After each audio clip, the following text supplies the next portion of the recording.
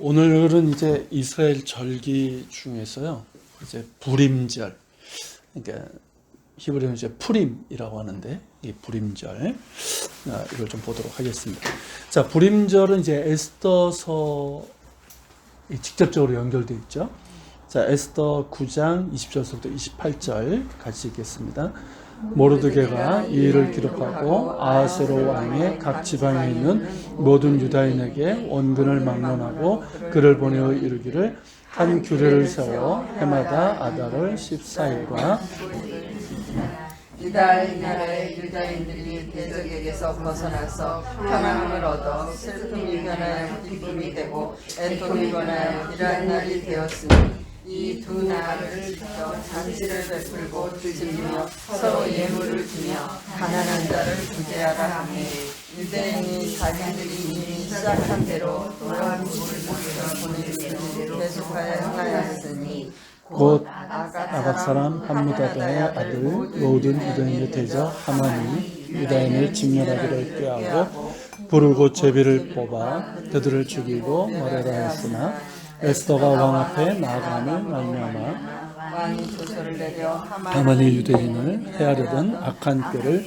그의 머리에 돌려보내어 하만과 그의 여러 아들들을 나누어 적었으니 무리가 부르의 이름을 따라 이 둘을 부림이라 하고 유다인이 이 글의 모든 말과 이 일을 보고 당한 것으로 말미암아 뜻을 정하고 자기들과 자손과 자기들과 화합한 자들이 해마다 그 기록하고 정해놓은 때 이 두 날을 이어서 지켜 패하지 아니하기로 작정하고 각 지방 각 집에서 대대로 두 날을 기념하여 지키되 이 부림절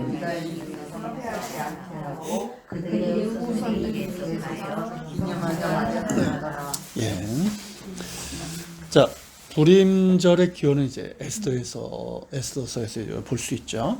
에스더서의 이제 시대적 배경을 우리가 조금 보면 성경에 이제 바사로 나오지만 페르시아죠. 이 페르시아 시대죠.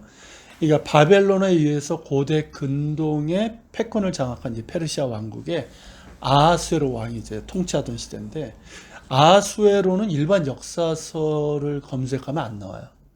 크세르크세스라는 1세 크세르크세스 1세로 나오는데 이는 이제 그리스 음역에 따른 것이고요. 그리고 주전 486년부터 22년 동안 다스렸던 왕이에요. 그러니까 이제 바벨론에 의해서 남유다가 주전 586년에 멸망하고 나서 약 100년쯤 되던 해죠. 그러니까 이미 이제 바벨론 포로로 끌려갔던 유대인들이 본토로 돌아온 후지만 우리가 아는 것처럼 이제 바벨론에 의해서 끌려갔던 그 유대인들이 이제 페르시아 이제 고레스 칙령에서 돌아가잖아요. 하지만 우리가 다 돌아갔다고 생각을 하는데 다 돌아간 게 아니에요. 일부만 돌아갔고 오히려 상당수의 유대인들은 그대로 이 바벨론 지역 그 땅에 남아서 삶을 유지를 했는데 이 에스더서에 등장하는 모르드게, 에스더 이 사람들이 다 본토로 돌아가지 않고 그대로 남아 살고 있었던 유대인들이었던 거죠. 그러니까 이들이 최초의 이제 디아스포라 유대인이라고 할 수 있는 거예요. 이 디아스포라라는 말이 이제 우리말로는 이산, 흩어진 뜻인데 그래서 이제 바벨론 포로에 의해 유대인들이 이스라엘 땅이 아닌 다른 지역으로 끌려가 살게 된 것. 그래서 유대인의 역사는 디아스포라 역사라고 그러죠. 네. 그러니까 최초의 디아스포라는 이렇게 이제 바벨론 포로 이후였고 본격적인 디아스포라는 이제 주 70년 그리고 주 315년 로마에서 예루살렘이 함락되고 이스라엘 땅에 거주하던 모든 유대인들이 추방당하면서 였던 거죠. 자, 페르시아의 아하스웨로 왕의 명령을 거역한 죄로 왕후 아스디가 폐위되죠. 대신 이제 나라 안에서 아리따운 처녀를 선발해서 그 중에 새 왕후를 이제 뽑게 되는데 유대인 처녀인 하다사도 선발이 되죠. 이 하다사가 에스더의 본명이에요. 그러니까 히브리식 이름은 하다사고요. 이 에스더는 페르시아 이름이에요. 그의 이제 사촌 오빠가 이제 모르드게인데 이 모르드게가 이제 유대인임을 밝히지 말라. 이미 이제 그 당시에 그런 이제 반유대적인 게 있는 거예요. 그래서 밝히지 말라 명해서 에스더라고 하는 페르시아 이름으로 바뀌게 되죠. 에스더는 뭐냐면 에스테르인데 이게 별이란 뜻이에요. 그러니까 왕이 에스더를 다른 여자들보다 더 사랑하게 되었고, 그러니까 마음에 들었던 거죠. 그러면서 이제 에스더가 와스티를 대신해서 왕후가 됩니다. 자, 이제 불임절과 관련된 부분은 이제 에스더 3장부터인데 하만이라는 인물이 딱 등장하면서 이제 악역이 나와야 되죠. 그래서 이 사람에 대해서 소개하는 게 뭐냐면 아각 사람 함무다다의 아들 하만으로 나와요. 그러니까 하만이 아각 사람이라는 곳에서부터 나온 그 유대교 전승이 뭐냐면 하만을 아말렉 족속의 왕 아각의 후손으로 보는 거예요. 아말렉의 그 왕이 아각이거든요. 그러니까 아각 사람, 이러니까 이제 그 아말렉 후손이다 보는 거죠. 이건 이제 충분한 가능성을 가진 것으로 학자들 대부분 동의하고 있는 내용이고요. 자, 아말렉 족속은 우리가 아는 것처럼 이게 이제 그 출애굽기서부터 나오잖아요. 출애굽기 때서부터 이 이스라엘 네게부와 그리고 요르단 남쪽, 주로 이제 광야 사막 지역에 거주했던 유목민족인데 그들의 왕을 아각이라고 불렀어요. 이게 칭호기도 해요. 그러니까 아말렉 족속은 이스라엘 백성이 출애굽해서 광야에 있을 때부터 이스라엘을 괴롭히던 원수였죠. 그래서 이제 아말렉 족속의 왕을 지칭하는 아각이라는 이름은 하나님의 대적자를 의미하기도 했어요. 자, 사무엘상 15장에 보면 하나님께서 사무엘을 통해서 사울에게 명하죠. 아말렉 족속을 진멸하라. 그러니까 아말렉은 단지 이스라엘을 괴롭힌 차원이 아니라 하나님의 역사를 대적하는 죄악이었기 때문에 진멸하라라고 이렇게 명하셨단 말이죠. 근데 사울이 어떻게 합니까? 불순종하죠. 아각을 죽이지 않고 생포하죠. 그러자 이제 사무엘이 이제 길갈에서 직접 아각을 죽이고 이 사건을 계기로 사울은 불순종으로 인해서 하나님께 버림받게 되죠. 여기서 나오는 유명한 말씀이 뭡니까? 순종이 제사보다 낫고 듣는 것이 순양의 기름보다 나으니. 이 말씀이에요. 자, 에스더의 이야기를 담은 왕가의 하룻밤이라는 영화가 있어요. 오늘 시간이 되면 제가 이거 보여드리려고 하다가 시간이 안 될 것 같아서. 이게 제목은 왕가의 하룻밤인데, 예. 이게 이제 에스더서, 그러니까 그날 이제 아하수에로 왕하고 단판 짓는 거 있잖아요. 그 장면이에요. 진짜 잘 만들었어요, 이 영화. 예. 이게 우리나라 TV에서도 방영이 돼가지고 상당히 잘 만든 작품이에요. 자, 어쨌든 이 영화를 보면 사무엘이 아각을 죽였지만 그의 임신한 아내가 도망해서 아들을 낳게 되고 그 후손이 살아남아서 자신들의 종족의 원수인 이스라엘 백성들에게 복수할 기회를 찾으면서 준비하고 있다는 내용이 나와요.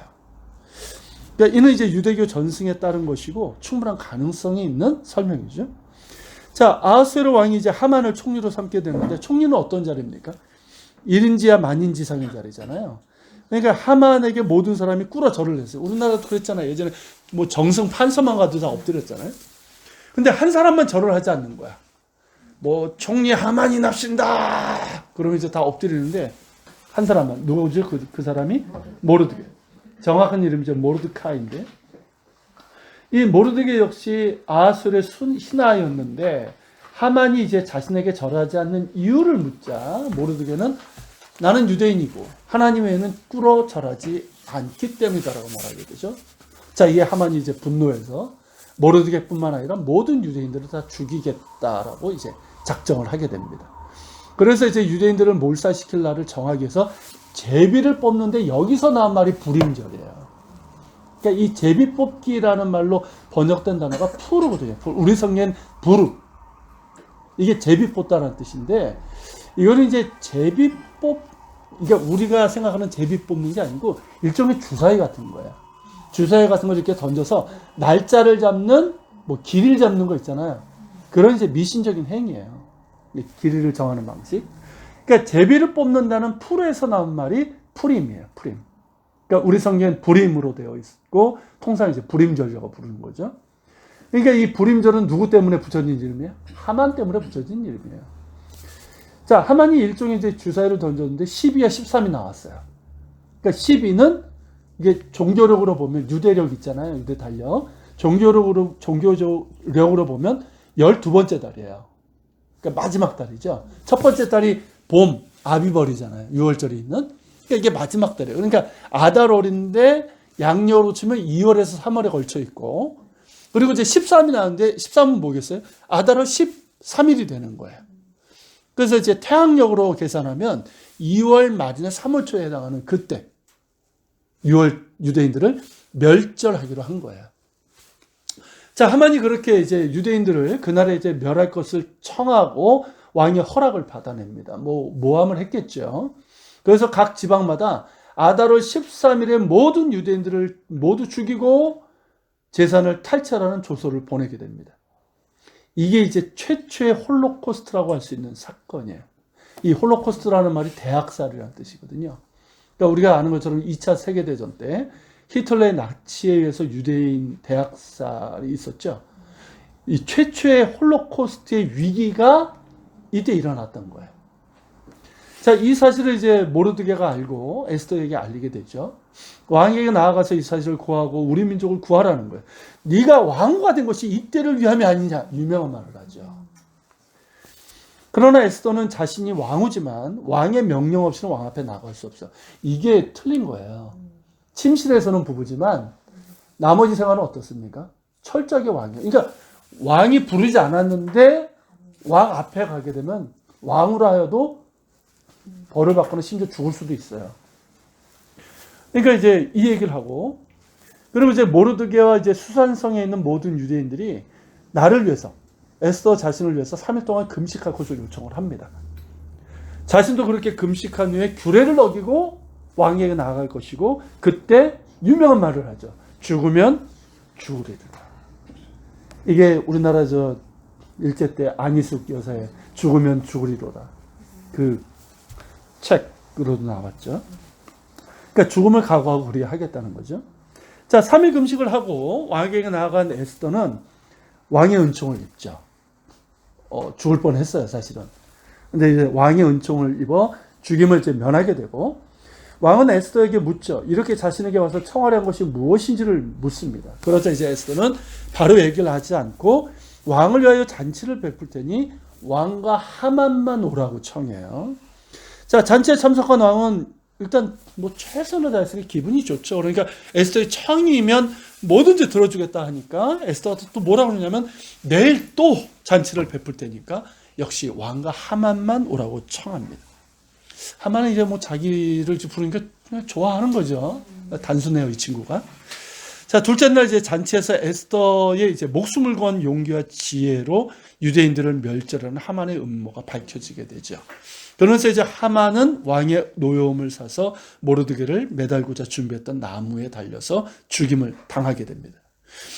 아하스웨로 왕은 이제 에스더의 간청에 따라서 제비 뽑은 날인 아달월 13일에 이제 유대인들을 멸절하고자 했던 이들이 있었죠. 이들이 보통 이제 아말렉 족속의 후손으로 보는데 이들을 죽이도록 명을 내림으로써 원수를 갚게 합니다.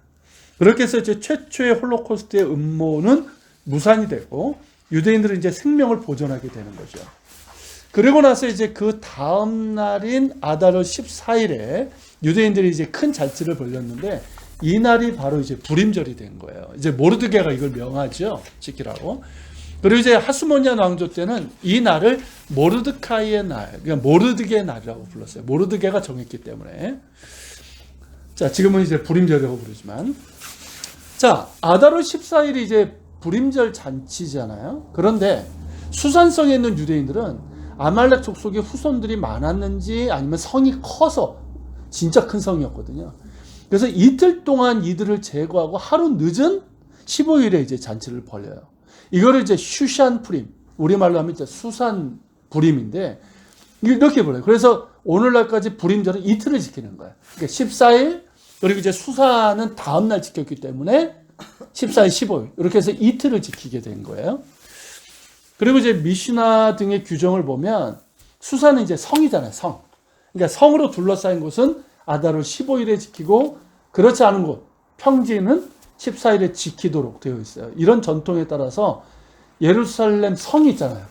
그래서 15일 날 지키고요.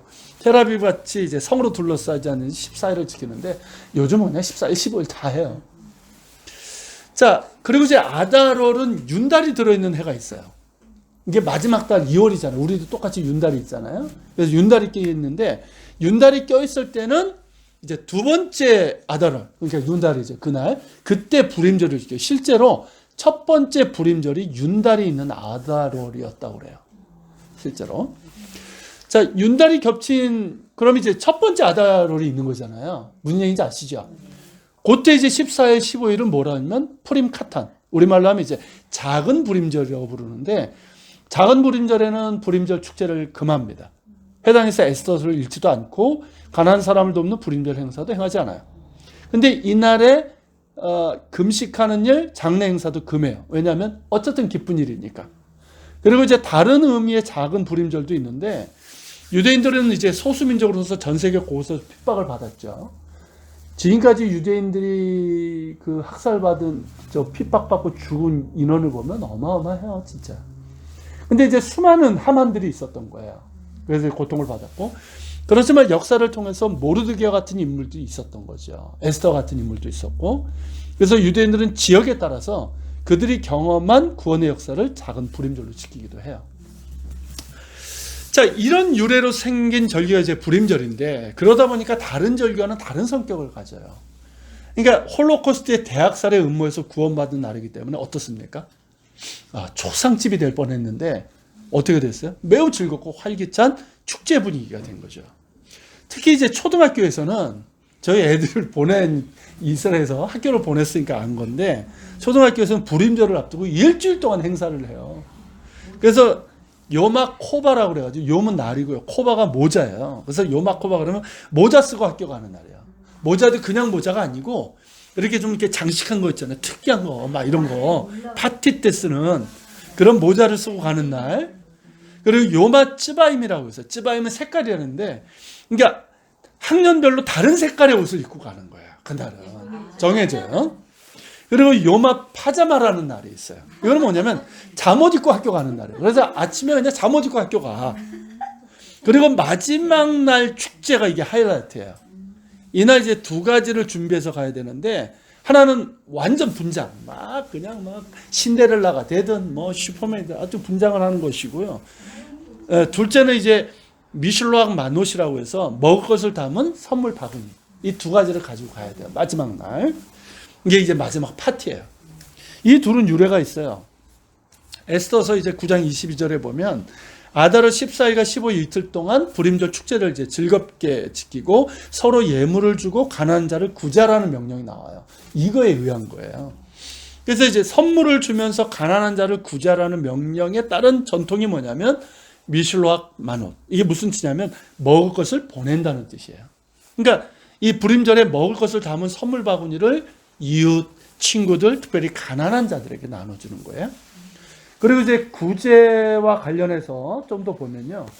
이 랍비들은 이 불임절에 가난한 사람을 위해서 바치는 구제를 이 출애굽기 30장 12절에 있는 성전세와 비교를 해서 설명을 해요. 자, 불임절이 들어있는 아달월 첫째 주가 되면 첫 번째 맞는 안식일이 있잖아요. 이 날에 이 안식일에 이번 달이 반세겔에 해당되는 성전세를 내는 날이다 광고를 해요. 회당에서. 자, 성전이 파괴됐잖아요. 그러니까 성전세를 낼 의무는 없잖아요, 지금. 파괴됐으니까. 그러니까 이 유대인들이 이때 가난한 사람을 위해서 구제금을 내는 것, 이거를 성전세를 내는 의무로 이렇게 이제 한 거예요. 그래서 유대인들이 우리가 보통 이제 베니스의 상인 이러면서 이 구두쇠 같이 막 이렇게 왜곡시켜 놨는데 전 세계에서 가장 구제를 많이 하는 민족이에요. 그래서 유대인들은 진짜 구제 많이 하고, 물론 이제 그렇다고 해서 거지가 없는 건 아닌데 어쨌든 이 구제를 많이 하고, 특별히 이때 이제 구제를 굉장히 많이 합니다. 따라서 이제 아달월 첫 번째 안식일이 되면 출애굽기 30장 11절서부터 16절을 추가로 이제 이 회당에서 읽어요. 그래서 이 안식일을 뭐라고 그러냐면 샤밧 슈칼림. 이 슈칼림이 세겔이에요, 세겔. 그 동전 아시죠? 돈. 그러니까 반세겔의 성전세를 지금은 뭘로? 구제로 내는 그런 이제 때라는 거죠. 자, 이제 분장인데 이 그림을 먼저 보세요. 자, 첫 번째 사진은 뭐냐면 이게 이제 아갈라 에스더라고 하는 건데, 그러니까 에스더서 두루마리예요. 그러니까 요때 요 두루마리 읽어요. 에스더서를. 그리고 이제 옆에 있는 쭉 사진은 제가 뭐 사진 여러 개 넣었는데 이게 바로 이 불임절 축제예요. 불임절 카니발이라고 보통 얘기하는 회당에서도 그렇고 학교, 유치원, 거리, 특별히 이 텔아비브 같은 그런 거리에서는 진짜 이 불임 카니발이 벌어져요. 자, 이 분장하는 것은 이제 축제 분위기를 고무시키기 위해서 이제 생긴 것으로 보기도 하고요. 혹은 이제 주변의 악으로부터 자신을 구별하기 위해서 생겼다기도 하고, 불임절 연극에서 생겼다고 하고, 뭐 아무튼 유래는 여러 가지가 있어요. 자, 불임절에 모여서 이제 에스더를 토대로 이제 연극을 하게 되는데, 이때 잔치에 참석한 사람들은 이제 에스더, 모르드게, 아하수에로, 하만 등으로 분장을 하게 되죠. 그러면서 이제 로마의 가면 무도의 영향을 받게 되고, 이국적 분장을 하고, 그리고 최근에는 서양의 할로윈데이의 영향을 받아서 지금 이제 귀신 분장을 하고 있는, 그러고 나오는 개념 없는 유대인. 이거 좀 어른들이 뭐라 그래요? 자, 그런 가닥에 불임절이 다가오면 사람들은 마스크를 만들기 시작합니다. 그 사악하게 생긴 하만의 마스크, 아름다운 에스더 마스크, 요즘 팔아요. 아하수에로 황제 마스크, 웃는 모르드게 마스크. 이게 마음껏 창의력을 이제 발휘해서 탈을 만들고, 그리고 이제 여러 나라 풍속에 따라 옷을 입은 남녀들 탈을 쓰고 길거리에 쏟아져 나오죠. 길거리에 쏟아져 나와서 거리 행진을 하는 유대인들을 가리켜서 아드라야다라고 부르는데요. 이게 이제 탈무드에 보면 아드델라 야드베인 아루르 하만 레발루흐 모르드카 이렇게 나와요. 이게 뭐냐면 저주받은 하만과 축복받은 모르드기를 구별하지 못할 정도로 기뻐해야 된다. 이 뜻이에요. 여기서 나온 말이에요. 이렇게 이제 분장한 유대인들을 이제 이 불임절 당일에 이제 예루살렘 올드시티의 그 유대인 지역이 있어요. 주시커터 거기 벤예후다 거리, 텔아비브 중심지 이거는 쉽게 볼 수 있어요. 유대인 지역은 다 있어요. 각가정과 가면으로 분장하고 흥겹게 춤을 추며 노래하는 진짜 카니발을 연상하게 됩니다. 특별히 이제 텔아비브의 이 아드라야다 카니발은 유명해요. 이제 길거리에 쏟아져 나온 유대인들이 마음껏 기뻐하고 길거리 카니발을 즐기고, 또 이제 예시바 학생들 있잖아요. 아주 이 유대교 아주 정통파 이 유대인 학생들도 그들의 선생이나 솔로몬 혹은 모세 등 이 사람들은 좀 차원이 높죠. 이렇게 분장을 하고 집집마다 찾아다니면서 율법에 대한 논의도 하고, 저녁이 되면 이제 예배드리고 에스더를 각본으로 연극을 하게 돼요. 근데 이제 그 연극할 때도 그렇고, 그리고 에스더서를 읽을 때 시끄럽게 소리 내는 것이 있어요. 아, 제가 그거를 좀 갖고 나올게요. 뭘 있어요, 제가.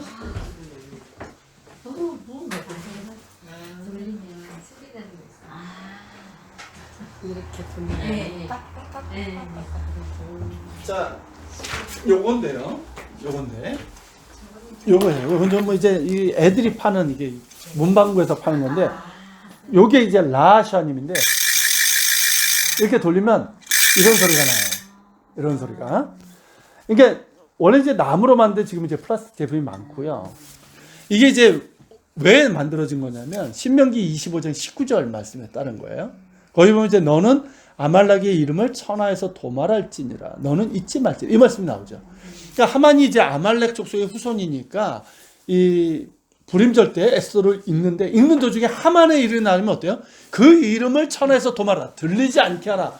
그래서 하자만 나오면 뭐예요? 이걸 한참을 돌려요.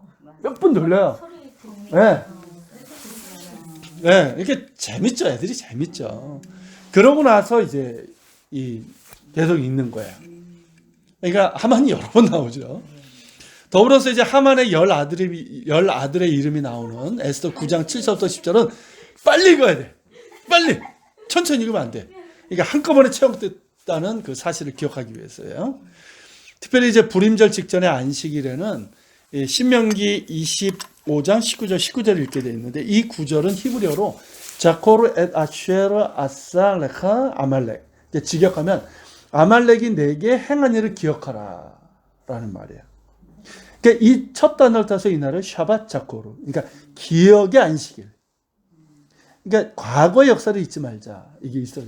이게 유대인들이요, 토목예배업 쪽에 가도 그렇고, 그 야드바심이라고 해서 홀로코스트 기념관 있잖아요. 거기도 그렇고 써 있는 게 뭔지 아십니까? 기억하라. 기억하라. 이거예요. 그러니까 그 야드바셴 홀로코스트 기념관에 가면 그 랍비가 한 말인데 유명한 말이 있어요. 용서는 하되 잊지 말라. 그죠? 용서는 하되 잊지 말라. 이게 굉장히 중요한 거예요. 우리는 금방 잊어버리고 용서는 못해. 맞아요. 그죠? 용서 못한 채 그죠? 그러니까 이제 가장 이제 최근에 유대인들하고의 그런 관계가 이제 독일이잖아요. 근데 이제 독일이 전후 그런 처리를 굉장히 잘했죠. 그리고 정말 진심으로 사과를 하고 그 독일 총리가 이스라엘 국회 가가지고 그때 논란이 많았어요. 국회 서야 되냐. 그리고 이제 벤츠를 타고 오는데 안 된다 막 이런 얘기가 있었고. 근데 이 총리가 와가지고 이스라엘 국회에서 정중하게 사과를 하고 눈물까지 흘리면서 사과를 했어요. 그것 때문에 유대인들의 마음이 녹이고 그래서 지금은 독일에 가면 벤츠 많아요. 독일 차 많아요. 그러니까 그리고 홀로코스트 기념관을 새로 이제 지을 때도 독일이 가장 많은 지원을 했어요. 일본도 끼려고 했어요. 거기 돈 내고. 근데 이스라엘이 거절했어요. 이유가 뭐냐면 너희는 정당한 사과를 안 했다는 거예요. 맞죠? 네. 그러니까 이제 그런 것도 있지만 유대인들은 그게 있는 거예요. 용서는 하되 잊지는 말아야 된다. 그죠? 이게 굉장히 중요한 것 같아요. 자, 우리 계속 보면 그리고 이제 불임절에 먹는 특별한 과자가 있어요. 오즈네이 하만이라는 과자인데 원래 이름은 이제 몬타쉔이었어요. 이게 독일어인데 몬이 이제 양귀비씨고 이 타센은 이제 주머니인데 그러니까 양귀비씨가 들어있는 주머니 모양의 과자다. 이렇게 붙이다가 이게 불임절과 연결이 되면서 하만 타센이 된 거예요. 몬이 하만으로 바뀌었어요. 하만 타센. 불리게 됐고 하만의 주머니라는 뜻이 되겠죠. 여기 사진에 있는 요 과자예요. 쿠키예요. 맛있어요, 이거.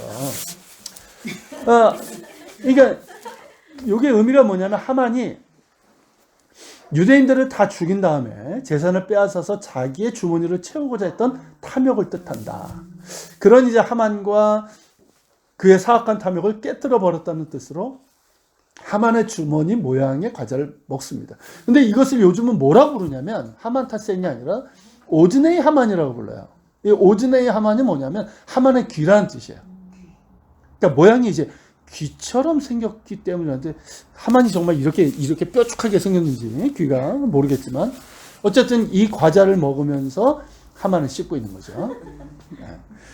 맛있어요, 근데.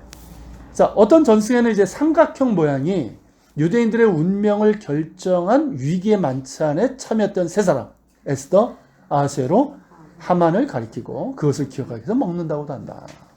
이게 좀 더 좀 우아하죠, 분위기가. 네. 그리고 이날은 이제 마음껏 취할 수 있는 날이기도 해요. 심지어 이제 하만을 저주하는 일과 모르드게의 축복한 일을 구분할 수 없을 때까지 만취해도 좋다라고 하는 유대 전통이 있어요. 자, 이렇게 이제 이런 관습들을 지키면서 유대인들은 공동체적으로 불임절을 기념합니다. 그러면서 민족적인 위기에서 살아남은 자신의 역사를 기억하고 더불어 계속되는 위험 속에서 구원을 소망하는 거예요. 참, 우리나라 광복절이 좀, 3.1절이나 광복절이 좀 이런 의미가 있었으면 좋겠는데 우리는 그냥 국경이라고 하는 그냥 놀고 그냥 끝나니까 좀 아쉬움이 있죠. 자, 계속 보겠습니다. 자, 에스더에서에 나타난 이 위기를 최초의 홀로코스트라고 할 수 있죠. 근데 홀로코스트의 원인이 무엇인가 하면 사실 차별이에요, 차별. 그러니까 우리와 다르기 때문에 싫다는 것이고 우리 편이 아니면 우리의 적이라는 거죠. 그러니까 유대인들은 기본적으로 다를 수밖에 없죠. 그러니까 그 빅터 솔로몬이라는 랍비가 말한 것처럼 그들이 하나님을 선택한 게 아니잖아요. 하나님이 그들을 선택했고 선택은 필연적으로 다를 수밖에 없어요. 이방 민족하고 다를 수밖에 없어요. 그죠? 근데 그 다름을 싫어하는 거예요. 싫어하면서 그러면서 이제 적으로 만드는 거죠. 그러니까 그 뿌리는 이제 차별이고 차별에서 나온 증오심. 이게 이제 홀로코스트의 원인이죠. 그러니까 에스더 때나 유대인들의 디아스포라 역사에서도 수많은 박해의 원인은 차별과 증오심이었죠. 히틀러의 나치에 의한 홀로코스트도 마찬가지예요. 그러니까 그 차별이 뭐였습니까? 우리 우수한 아리안족 외 유대인들과 집시들 이런 것들은 그러니까 저급하기 때문에 다 없애버려야 된다는 거죠. 그래서 그 차별과 증오심이 당시 유대인 인구의 절반에 해나가는 600만, 그때 1200만이었는데 절반의 유대인들을 이제 학살한 거죠. 그러니까 지금의 이제 안티세미티즘, 반유대주의죠. 이것도 마찬가지예요. 유대인들에 대한 오래된 차별, 왜곡된 증오심. 사실 직접적으로 유대인들에게 해를 당한 사람들이 없어요. 근데 아주 그 왜곡된 증오심이 있어요. 유대인들에 대한 어떤 부정적인 것들, 이런 것들. 중세 유럽에서는 무슨 병이죠? 흑사병이 들어가지고 유럽 인구의 3분의 1인가가 죽었잖아요. 그거를 이제 유대인들이 우물에다 독을 타서 그렇게 됐다고 해서 유대인들이 마녀 사냥처럼 그렇게 많이 새로 다녔었어요. 그런 이제 왜곡된 것들이 많았죠. 그리고 이제 지금 이스라엘과 팔레스타인, 그리고 나아가서 아랍권과의 이 갈등의 원인도 차별과 증오심이에요, 사실은. 그리고 우리가 알아야 될 것은 팔레스타인 국가는 역사적으로 있지 않았어요. 그러니까 이건 국가 간의 갈등이 아니에요, 사실은. 그러니까 우리는 이슬람인데 너희는 유대교라는 거죠. 우리는 아랍인데 너희는 유대인이라는 것이고, 우리와 다르다는 것이고, 우리와 다른 놈들이 와서 우리를 쫓아댔다는 것이죠. 그래서 싫다는 것이고, 그래서 이스라엘을 인정할 수 없으며 이 지도상에서 지워버리겠다라고 하는 거예요. 이스라엘이라는 나라를. 그러니까 차별은 인간의 타락한 죄성에서 나오는 죄악이죠. 그죠? 이게 인간의 타락한 본성에서 나오는 거예요. 요즘 애들 보면 심각해요, 아주. 부모한테 다 배워가지고 어떻게 그렇게 차별들을 잘하는지. 그죠? 남녀의 차별, 신변의 차별, 가진 자 없는 자의 차별, 인종차별, 출신 지역에 따른 차별, 학력에 따른 차별, 온갖 차별이 우리가 사는 세상에 존재하고 그 차별이 수많은 사람들을 멍들게 하고 사회를 병들게 하고 증오심과 전쟁을 야기하고 있는 거죠. 우리 그리스도인들은 이 차별을 거부해야 되는 거죠. 맞죠? 차별을 깨트리는 사람이 되어야 되는 거죠. 어떤 차별 없이 그저 천하보다 귀한 영혼으로 봐야 되고 오직 사랑으로 돼야 되는 거예요. 이것이 이제 주님께서 그렇게 하셨기 때문에 그런 거죠. 예수님께서는 이제 차별을 깨트리신 분이십니다. 유대인들이 다르다는 이유로 그렇게 멸시했던. 그러니까 유대인들도 똑같아요. 차별을 당하면서도 차별했던 거예요. 그게 이제 사마리아인들이었잖아요. 근데 예수님은 그들에게 다가가셨고 또 남성 위주의 사회에서 그 당시에 여자들에게는 뭐 인권이라는 게 사실 거의 없었잖아요. 차별당했던 여자들의 인권을 존중하셨고 또 죄인이라고 차별받고 가난하다고 차별받았던 이들의 친구가 되신 분이에요.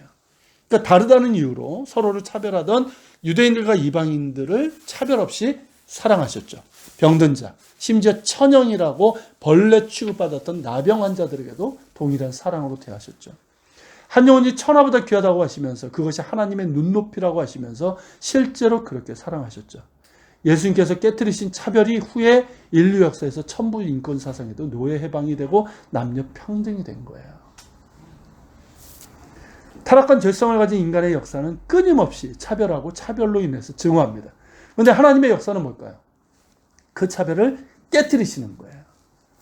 그러니까 그러므로 우리 그리스도인들이 가져야 될 태도는 결코 차별이 돼서는 안 됩니다. 만약 차별이 있다면 우리는 그리스도인이 아니에요. 그저 교회 다니는 종교인일 뿐이죠. 한국 사회의 병은 뭘까요? 차별의 병이에요. 그죠? 지역차별, 학력차별, 신분차별, 세대 간의 차별, 지금은 정치 이념에 따른 차별. 심각해요. 이거 만국의 병이에요, 진짜. 이 병이 교회도 만연해요.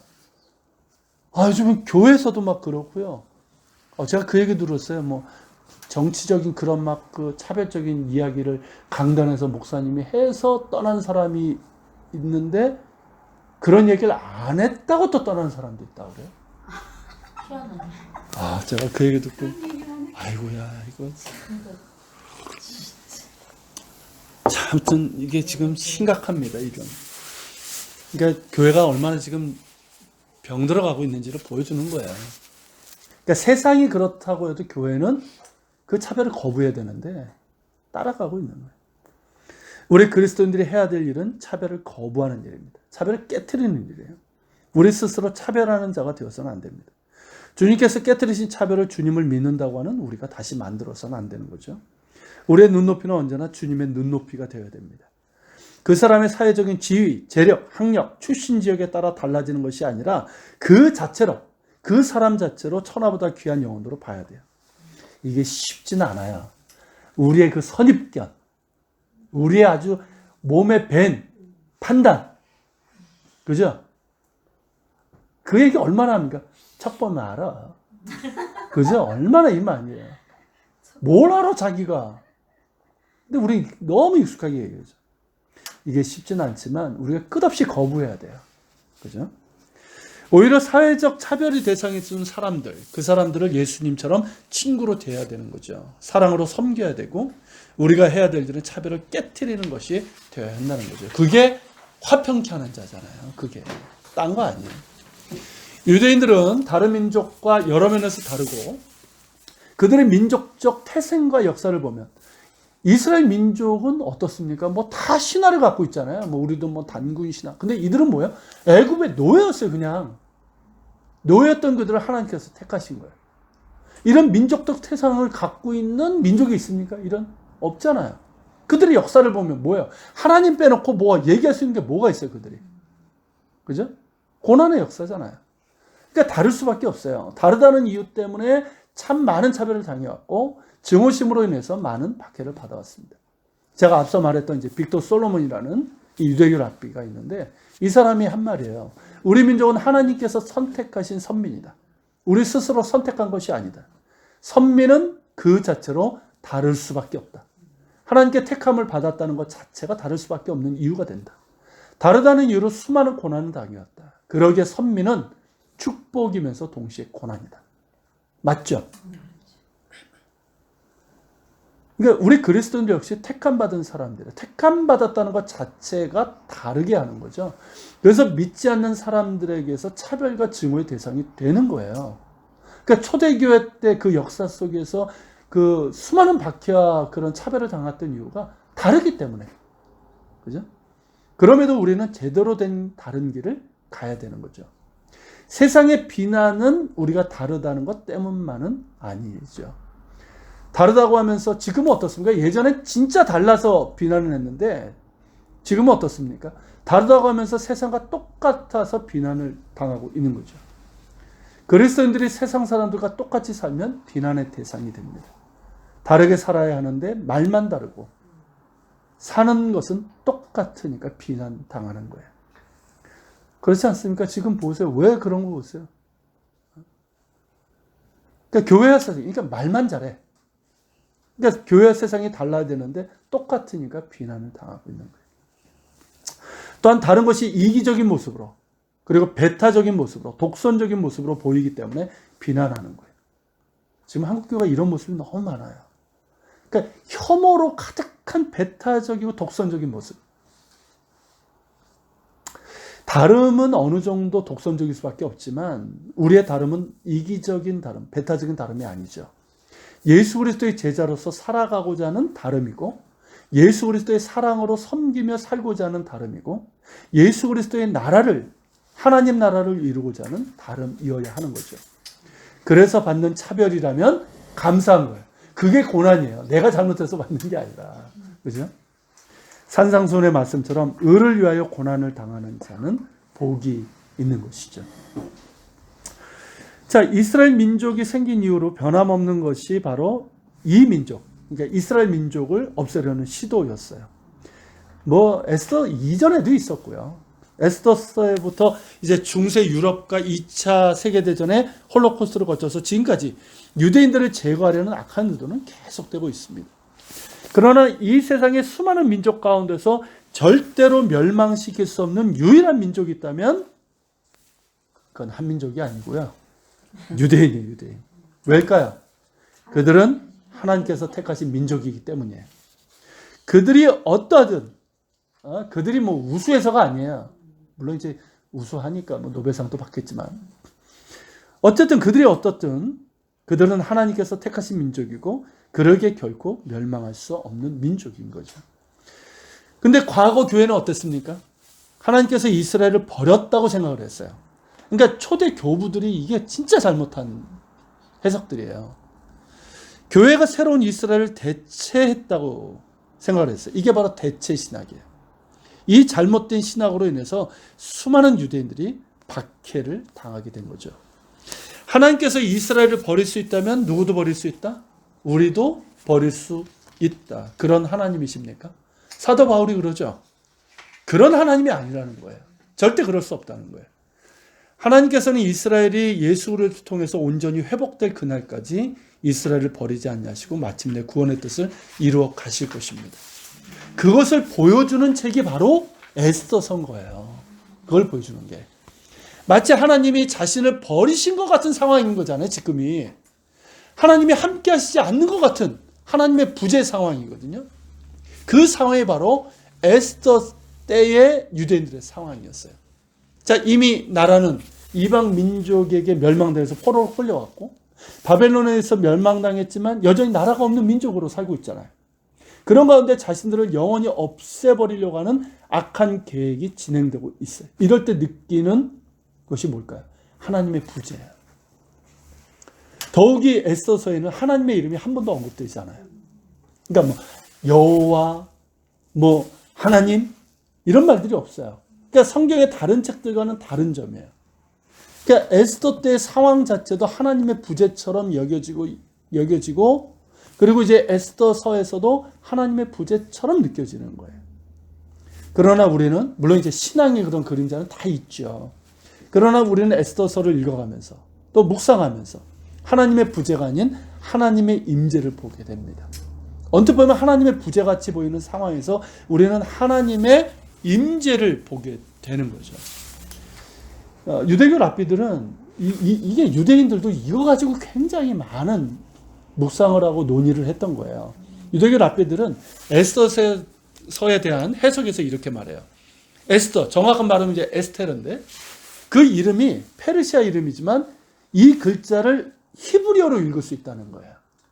에스더라는 이름은 페르시아 이름이지만 이걸 히브리어로 읽으면 뭐냐면 에스테르. 그러니까 세테르라는 단어의 1인칭 미래형이 되는 거예요. 앞에 있는 알렙이 1인칭 미래형이거든요. 그래서 히브리어로 세테르가 뭐냐면 숨다, 숨기다예요. 그러니까 에스테르는 뭡니까? 1인칭 미래형이니까 내가 숨을 것이다 혹은 내가 숨길 것이다 라는 뜻이 되는 거예요. 즉 이것은 뭐냐면 하나님께서 자신을 숨긴다는 것을 의미하는 것이다. 이렇게 해석을 한 거예요. 자, 하나님께서 자신을 숨기신다. 그렇다면 뭘 숨기신다는 건가? 하나님이 자신을 숨기신다고 할 때 무슨 뜻인가? 그거를 신명기 31장 18절로 얘기를 해요. 읽겠습니다. 또 그들이 돌이켜 다른 신들을 따르는 모든 악행으로 말미암아 내가 그때 반드시 내 얼굴을 숨기리라. 자, 내 얼굴을 숨기리라. 이 말씀으로 얘기하는 거예요. 자, 이스라엘 백성이 하나님이 아닌 다른 우상들을 섬기며 악행을 일삼을 때 반드시 그 얼굴을 숨기시겠다는 거죠. 그렇다면 하나님의 얼굴은 무엇을 의미하는 것인가? 이에 대해서 이제 민수기 6장 24절부터 26절인데 읽겠습니다. 여호와는 내게 복을 주시고 너를 지키시기를 원하며 여호와는 그의 얼굴을 내게 비추사 은혜 베푸시기를 원하며 여호와는 그 얼굴을 내게로 향하여 드사 평강 주시기를 원하노라. 이게 대제사장 아론의 축복 기도죠. 자, 여기 보면 얼굴이 나오죠. 하나님의 얼굴. 얼굴을 내게로 향하여 드신다는 말은 뭐냐면 하나님의 축복, 하나님의 은혜, 하나님의 평강, 하나님의 구원을 의미하는 거예요. 반대로 그 얼굴을 숨기시겠다는 말은 뭡니까? 하나님의 은혜와 평강과 구원을 받지 못하는 상황. 그러니까 그 자체가 뭐예요? 그 자체가 심판인 거예요.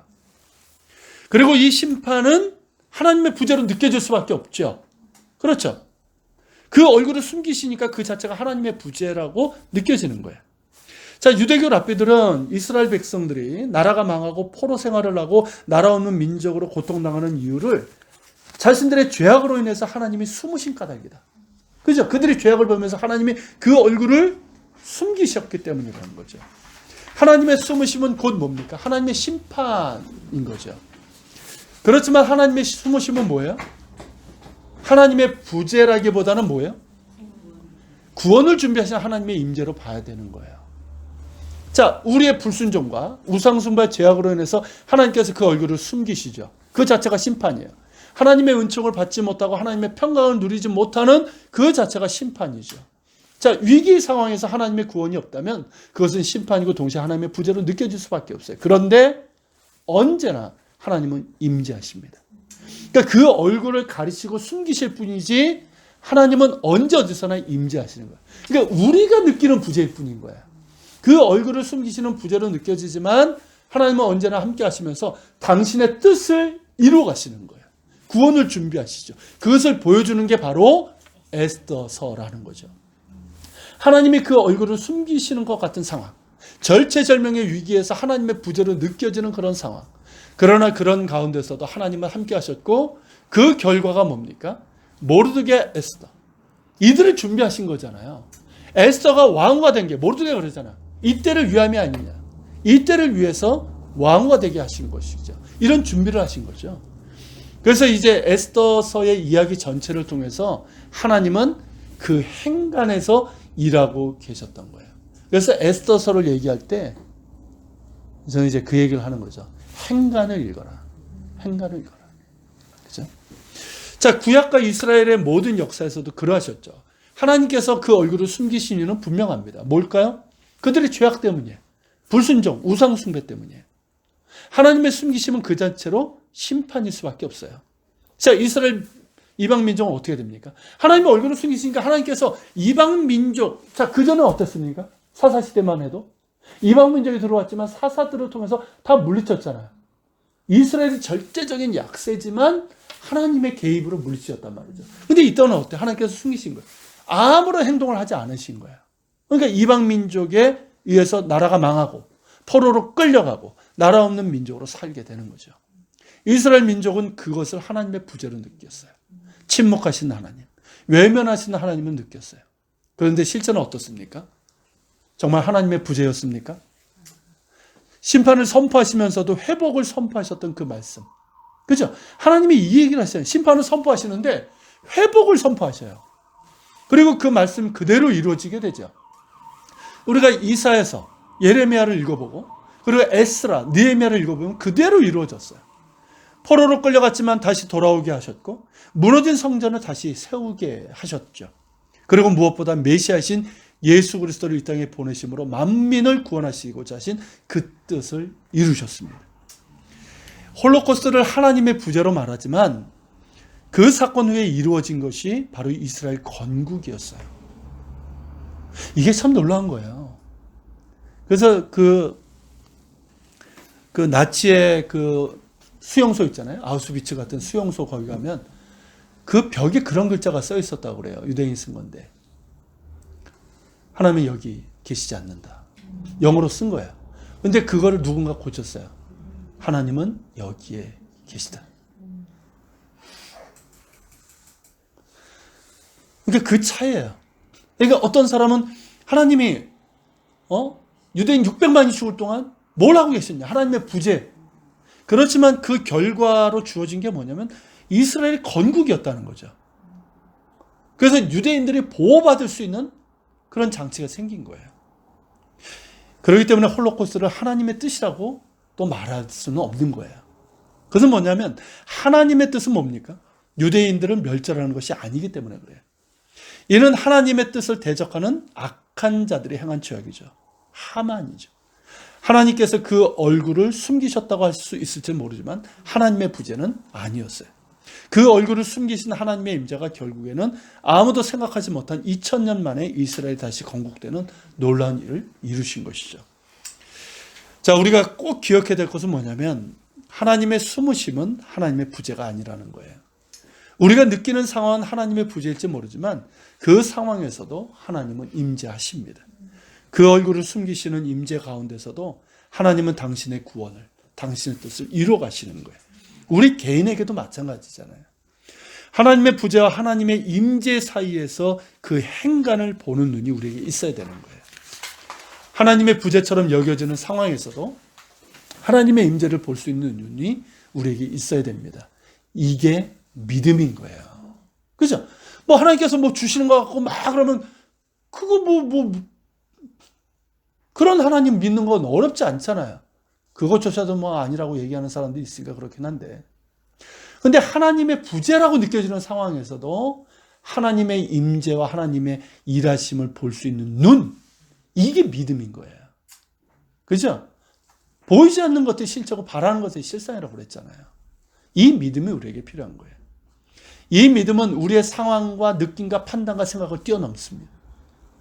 그것을 뛰어넘어서 하나님의 실존과 임재를 보게 하고 하나님의 구원을 소망하게 되는 거예요. 그래서 이 믿음이 있을 때 우리는 에스더처럼 죽으면 죽으리라 라는 말을 할 수 있는 것이고 불확실한 미래를 향해서 믿음의 도전을 할 수 있는 것이죠. 이 믿음이 어디서 오는 걸까요? 이 믿음을 가져야지. 뭐 그런다고 주어지는 거 아니잖아요. 그냥 주어지는 게 아니에요. 이 믿음은 예수 그리스도를 통해서 주어지는 거예요. 예수 그리스도를 믿을 때, 그분을 바라보며 붙들 때 주어지는 믿음이에요. 자, 예수 그리스도는 하나님의 임재죠. 임마누엘이시잖아요. 그런데 예수님의 생애 가운데 하나님의 부재가 있었죠. 언제죠? 십자가. 자, 예수님께서 십자가에 달려 고통당하시고 죽으셨을 때입니다. 엘리 엘리 라마 사박다니, 나의 하나님 어찌하여 나를 버리셨나이까 라는 이 하나님의 절규에서 보는 것처럼 하나님의 부재가 있었던 시간이에요. 그러니까 예수님에게서는 영원부터 영원까지 유일한 시간이었죠. 성부 하나님과의 부재. 하나님께서 그 얼굴을 숨기신 때예요. 그 얼굴을 가리셨죠. 왜일까요? 예수님의 죄 때문에? 자, 분명히 죄로 인해서 그 얼굴을 가리신다고 그랬잖아요. 예수님의 죄 때문에? 아니죠.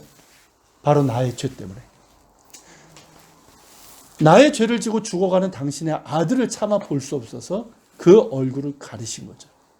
그래야만 나의 죄가 용서받고 구원받을 수 있기 때문에 얼굴을 가리시고 침묵하신 거죠.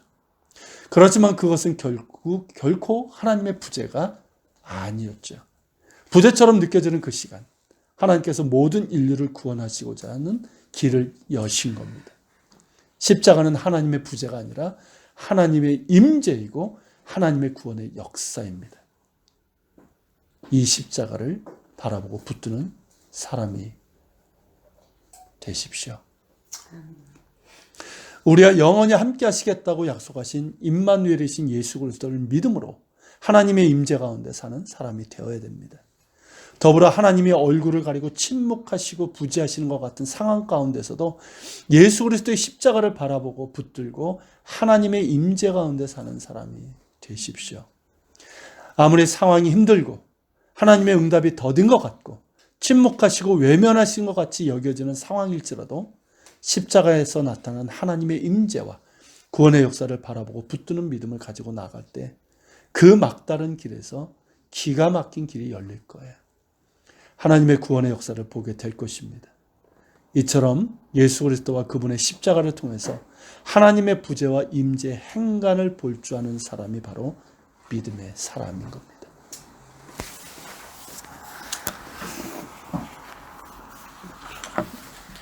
에스더서가 이런 의미가 있어요. 그렇죠? 자, 더 이야기 나누실 게 있습니까? 없으시면 기도하고 마치도록 하겠습니다.